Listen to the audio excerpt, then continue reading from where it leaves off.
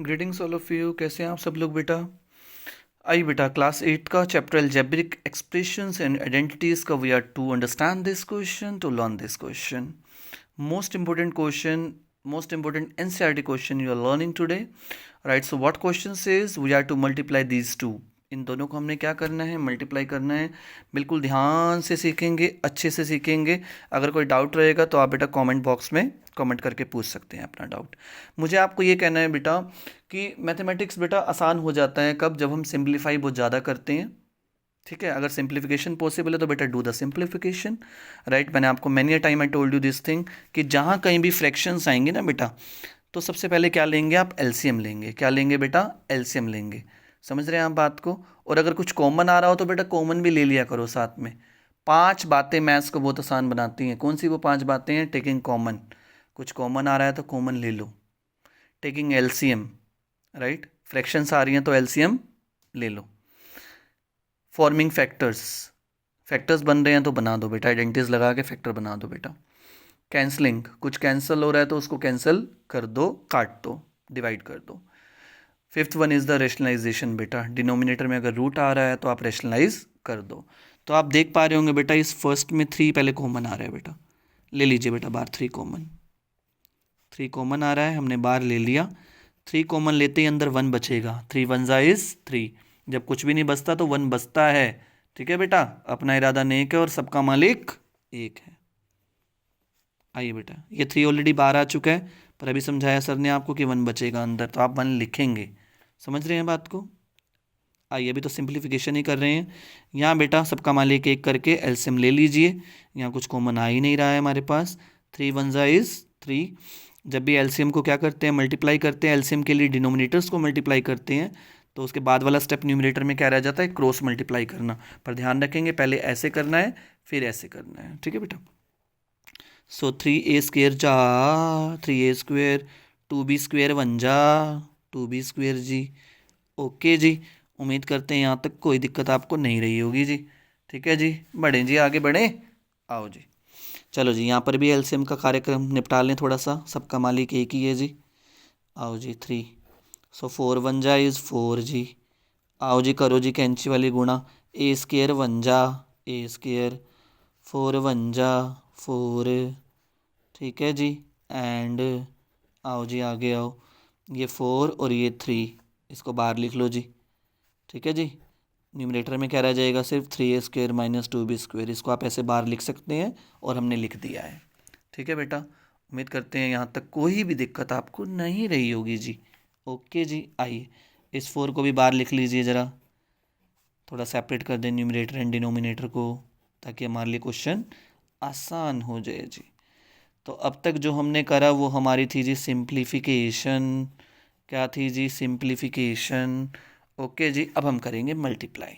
आइए, ये सिंप्लीफिकेशन थी। Let us do multiplication now. 3/4 a square plus 4b square, multiply का साइन डाल देंगे। 4/3 3a square minus 2b square. बिल्कुल ध्यान से कॉपी करेंगे। कॉपी करते वक्त भी बहुत गलतियाँ करते हैं आप लोग।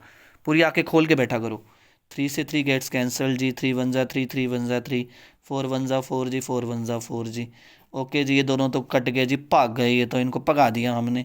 जो रह गया वो लिखो जी। आओ जी, लिख दिया जी, देखो ये भी लिख दिया जी मैंने। अब आइए जल्दी से कर दें इसको भी मल्टीप्लाई। ये भी बाइनोमियल है, ये भी बाइनोमियल है, दोनों में दो दो टर्म्स हैं इसलिए बाइनोमियल है। अब मल्टीप्लाई करना सीखना है, बिल्कुल ध्यान से सीखना। सबसे आसान तरीका सिखा रहा हूँ मैं आपको। ऐसा करिए, पहले इस अधूरे को इस पूरे से मल्टीप्लाई कर दो, फिर दूसरे वाले अधूरे को इस पूरे से मल्टीप्लाई कर दो, फिर पूरा पूरा पूरा हो जाएगा मल्टीप्लाई। आइए बेटा, पहले उठाया अधूरा, ओ जी ये पूरा, फिर साइन कौन सा है जी? प्लस का लिख दो जी।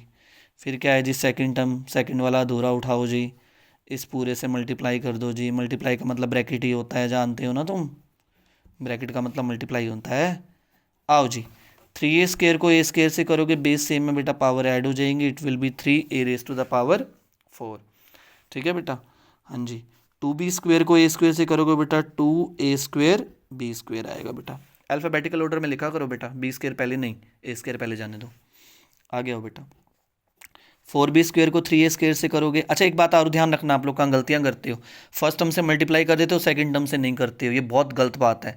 यहाँ हम डिस्ट्रीब्यूटिव लो लगा रहे हैं बेटा, डिस्ट्रीब्यूट सब में करना है आपको, फर्स्ट टर्म में भी और सेकंड टर्म में भी, जितनी मर्जी टर्म्स अंदर मौजूद होंगी सबसे करेंगे आप। ये नहीं कि फर्स्ट टर्म से कर दिया बाकी उससे रहने दिया, ऐसे नहीं करना बिल्कुल भी आपने।